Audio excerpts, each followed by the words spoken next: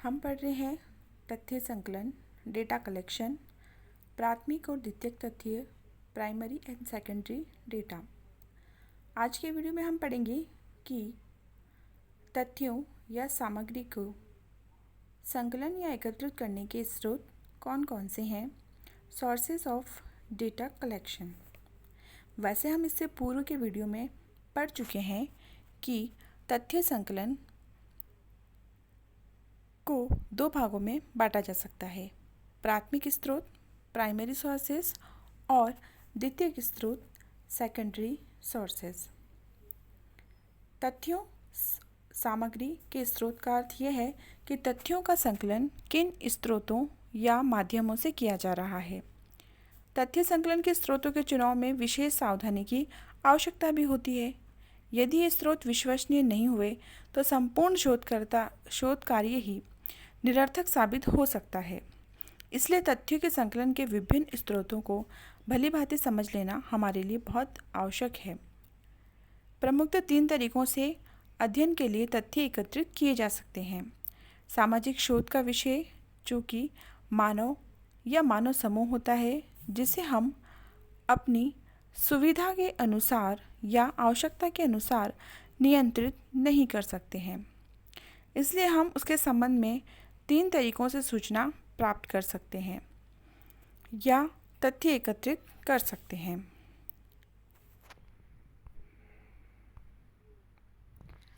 हम व्यक्ति से स्वयं बातचीत करें, वार्तालाप करें, सीधे प्रश्न करें या विषय या समस्या के संबंध में उसके विचार या प्रतिक्रिया को जान लें।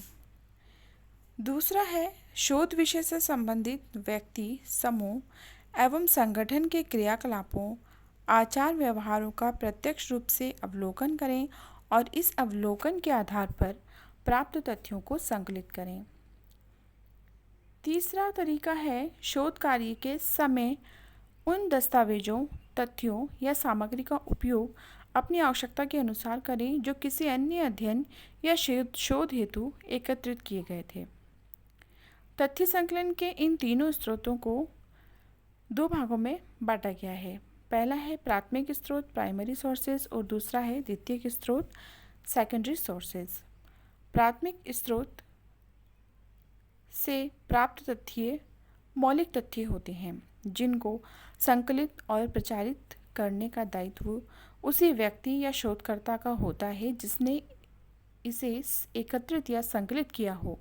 यहाँ हमें यह बात समझ लेनी चाहिए कि प्राथमिक स्रोत से एकत्रित सामग्री का संकलनकर्ता रिपोर्ट या प्रतिवेदन का लेखक हो, ये जरूरी नहीं है। इसके संबंध में पीवी यंग ने कहा था कि प्राथमिक स्रोत वे स्रोत हैं जो प्राथमिक स्तर पर तथ्यों के संकलन में सहायक होते हैं। पीटर एच मान के अनुसार प्राथमिक स्रोत वे हैं जो पहली बार तथ्य प्रदान करते हैं। इसका तात्पर्य यह है कि ये तथ्य संकलित करने वाले लोगों द्वारा प्रस्तुत किए गए तथ्यों का मौलिक स्वरूप होते हैं। प्राथमिक स्रोतों को हम दूसरे तरीके से भी समझ सकते हैं, जहां शोधकर्ता स्वयं अपने अध्ययन क्षेत्र या समग्र की अध्ययन इकाइयों से संपर्क कर तथ्यों को एकत्रित करता है। वहां इसे तथ्य संकलन का प्राथमिक स्रोत कहा जाता है। यहाँ अपनी अध्ययन की इकाई व्यक्ति से वह सीधा संपर्क कर तथ्य संकलित करता है। इस प्रकार से प्राप्त तथ्यों को प्राथमिक स्रोत द्वारा एकत्रित सामग्री इस कारण भी कहा जाता है क्योंकि किसी विशिष्ट विषय समस्या के लक्ष्य को ध्यान में रखकर इसे पहली बार एकत्रित किया जाता है। इस सामग्री के संकलन का दायित्व स्वयं शोधकर्ता का होता है। इस सामग्री की विश्वसनीयता और उपयुक्तता के लिए स्वयं अनुसंधानकर्ता उत्तरदायी होता है। इस सामग्री के संकलन में शोधकर्ता का स्वयं का लगाव होता है। इस लगाव के ही फलस्वरूप अपने अध्ययन को वैज्ञानिक स्वरूप प्रदान करने के लिए वो पूरी तरीके से निष्पक्ष रहकर तथ्यों का संकलन कर सकता है। ये भी संभव है कि इस लगाव के कारण वो अपने पूर्वाग्रहों से ग्रसित हो जाए या ऐसे तथ्यों का संकलन कर ले जो उसकी प्राकल्पना को सही प्रमाणित करने में योगदान दें। ऐसी स्थिति में अध्ययन में वैज्ञानिकता बनाए रखने हेतु शोधकर्ता को सभी पूर्वाग्रहों से अपने को मुक्त रखने की आवश्यकता होती है।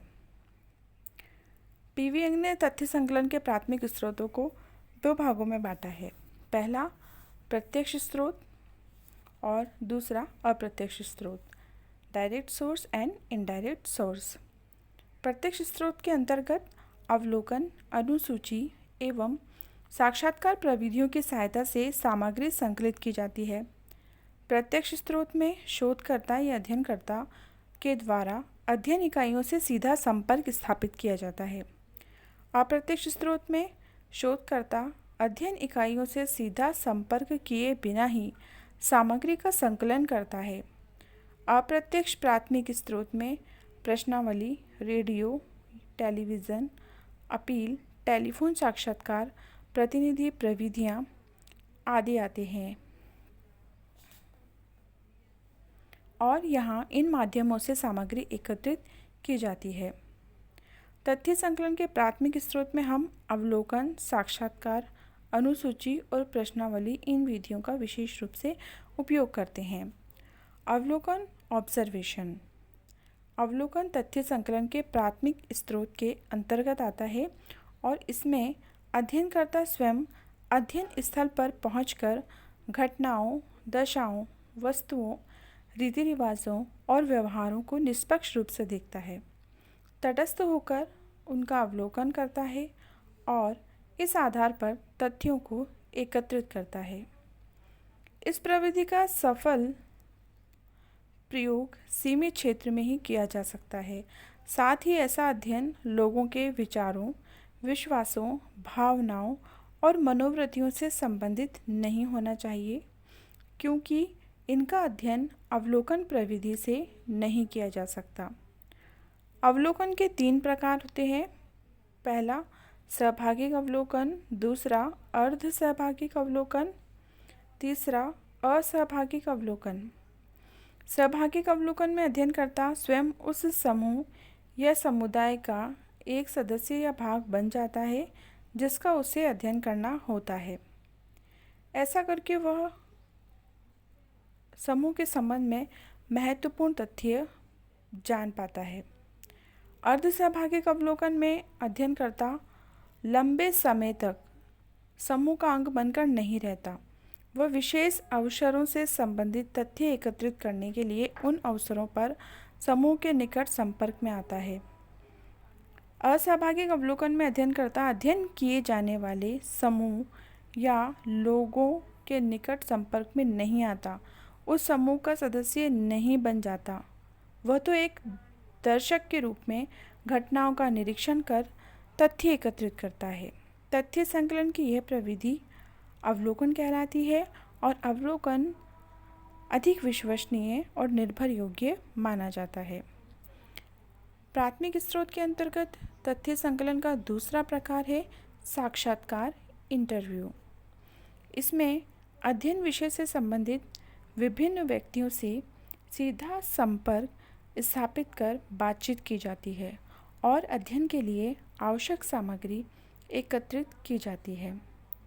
इस विधि को साक्षात्कार विधि के नाम से जाना जाता है। इसमें अध्ययनकर्ता अनुसूची या साक्षात्कार प्रदर्शिका, इंटरव्यू गाइड की सहायता ले सकता है। वो चाहे तो मुक्त वार्तालाप के माध्यम से भी तथ्यों को संकलित कर सकता है। घटना या विषय से जुड़े हुए लोग साक्षात्कार के माध्यम से विश्वसनीय और निर्भर योग्य सूचनाएं दे सकते हैं। फिर भी साक्षात्कारकर्ता के द्वारा बीच बीच में ऐसे प्रश्न पूछे जा सकते हैं जिनकी सहायता से एकत्रित सामग्री की जांच की जा सके। तीसरा प्रकार है अनुसूची, शेड्यूल।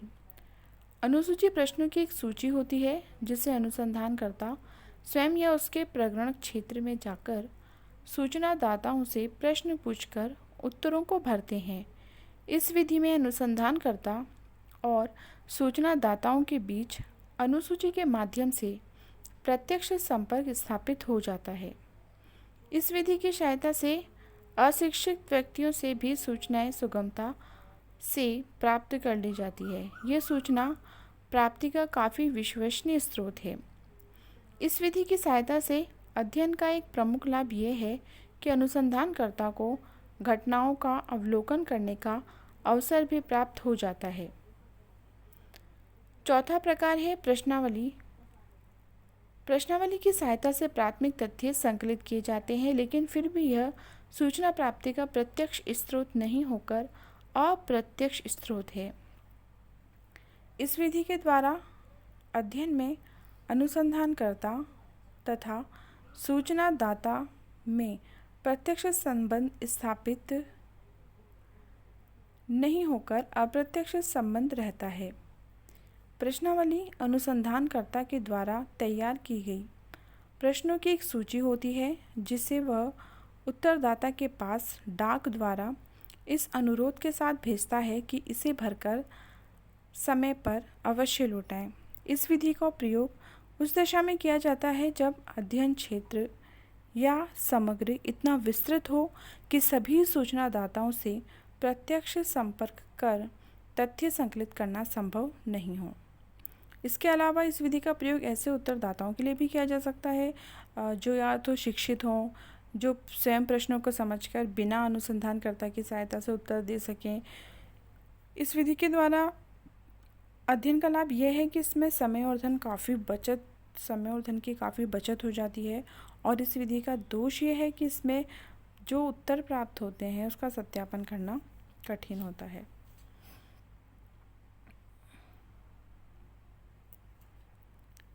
प्राथमिक स्रोतों के कुछ गुण हैं, लाभ हैं, महत्व हैं, इसके बारे में भी हम अध्ययन करेंगे।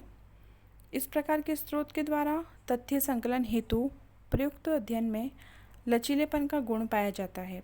अध्ययनकर्ता परिस्थितियों के अनुसार अध्ययन प्रविधि में परिवर्तन कर सकता है, प्रश्नावली में प्रश्नों को बदल सकता है। अगर अध्ययनकर्ता ये महसूस करता है कि विषय के किसी विशेष पक्ष से जुड़े तथ्य उपलब्ध नहीं हो रहे हैं, तो वो अध्ययन प्रविधियों में संशोधन कर सकता है ताकि आवश्यक सूचनाएं प्राप्त हो सके। प्राथमिक स्रोत व्यापक क्षेत्र के अध्ययन के लिए उपयुक्त होते हैं। विस्तृत क्षेत्र में फैले सूचनादाताओं का अध्ययन करके तथ्य एकत्रित करना प्राथमिक स्रोतों के माध्यम से ही संभव है। प्रश्नावली विधि की सहायता से ये कार्य और अधिक सुगमता से किया जा सकता है। इस विधि के द्वारा ऐसे उत्तर प्राप्त हो जाते हैं जो आमने सामने की स्थिति में संभव नहीं होते हैं। प्राथमिक स्रोतों के द्वारा जो तथ्य संकलित किए जाते हैं वे अधिक यथार्थ और विश्वसनीय माने जाते हैं। अनुसंधानकर्ता की स्वयं की उपस्थिति के कारण सूचनादाताओं पर सामान्यतः नियंत्रण रहता है और वे गलत सूचनाएं नहीं दे पाते। प्राप्त सूचनाओं के सत्यापन की संभावना भी रहती है। अध्ययनकर्ता क्योंकि क्षेत्र में मौजूद होता है, इसलिए वह जो कुछ देखता है, सुनता है, वही नोट करता है। इससे सामग्री के विकृत या गलत होने की संभावना भी नहीं रहती है। प्राथमिक स्रोत से आंतरिक और गुप्त सूचनाओं का संकलन संभव हो पाता है। अध्ययनकर्ता अवलोकन विधि और विशेषकर सहभागी अवलोकन की सहायता से उस समूह या समुदाय का अंग बन जाता है जिसका उसे अध्ययन करना है। ऐसी स्थिति में वह अनेक महत्वपूर्ण सूचनाओं को एकत्रित कर पाता है। द्वितीयक स्रोतों से इस प्रकार की सूचनाएं प्राप्त करना संभव नहीं होता। प्राथमिक स्रोत से संकलित सामग्री की सहायता से प्रामाणिक निष्कर्षों तक भी पहुंचना संभव है, क्योंकि प्राप्त सामग्री या तथ्य अनुसंधानकर्ता के स्वयं के अध्ययन क्षेत्र में उपस्थित रहने के कारण अधिक निर्भर, योग्य और विश्वसनीय होते हैं। इनके आधार पर प्राप्त निष्कर्षों के प्रामाणिक होने की काफ़ी संभावना रहती है। प्राथमिक स्रोत द्वारा तथ्य संकलन में समय और धन की भी काफ़ी बचत होती है। इसका कारण ये है कि अध्ययनकर्ता जब स्वयं क्षेत्र में उपस्थित होता है तो वो साक्षात्कार विधि के साथ साथ अवलोकन विधि का भी सहारा ले सकता है और एक साथ कई प्रकार के तथ्य एकत्रित कर सकता है। इस स्रोत के द्वारा तथ्य संकलन का कार्य तुलनात्मक दृष्टि से सरल है, लेकिन प्राथमिक तथ्यों के महत्व और लाभ के अलावा इसके कुछ दोष भी होते हैं। और वे दोष कौन कौन से हैं हम देखते हैं कि प्राथमिक स्रोतों द्वारा तथ्य संकलन में पक्षपात और मिथ्या झुकाव की काफ़ी संभावना रहती है। इसका कारण ये कि इस प्रकार के अध्ययन में शोधकर्ता की भूमिका अत्यंत महत्वपूर्ण रहती है।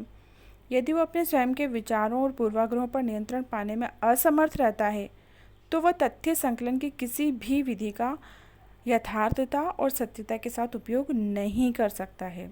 ऐसी स्थिति में अध्ययन पक्षपातपूर्ण हो जाता है।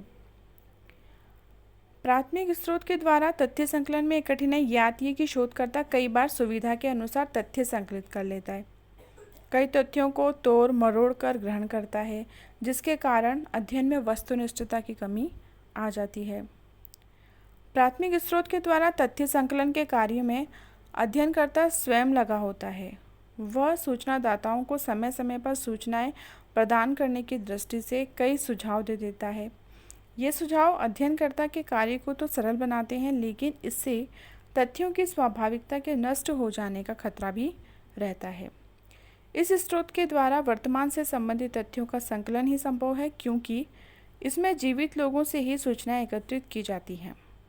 इस स्रोत की सहायता से अतीत की घटनाओं का अध्ययन या ऐतिहासिक विधि द्वारा अध्ययन संभव नहीं होता है। प्राथमिक स्रोत के द्वारा तथ्य संकलन के लिए आवश्यक है कि अनुसंधानकर्ता अपने कार्य में पूर्णतः कुशल हो, प्रशिक्षित हो। लेकिन ये देखा जाता है कि अध्ययनकर्ताओं में प्रशिक्षण का अभाव होता है, जिसके कारण शोध कार्य की सफलता के संबंध में कई प्रकार के संदेह उत्पन्न होते हैं। प्राथमिक स्रोत के द्वारा तथ्य संकलन में सापेक्ष दृष्टि से अधिक मानव शक्ति और समय की आवश्यकता पड़ती है। व्यक्तिगत स्तर पर किए जाने वाले अध्ययनों में प्राथमिक स्रोत द्वारा सामग्री संकलित करना साधनों की सीमितता के कारण और भी कठिन हो जाता है। तो इस प्रकार से हमने इस टॉपिक में पढ़ा है कि प्राथमिक स्रोत के माध्यम से इसके प्रकार कौन कौन से हैं और इन प्राथमिक स्रोतों के मुख्य गुण और दोष कौन कौन से हैं।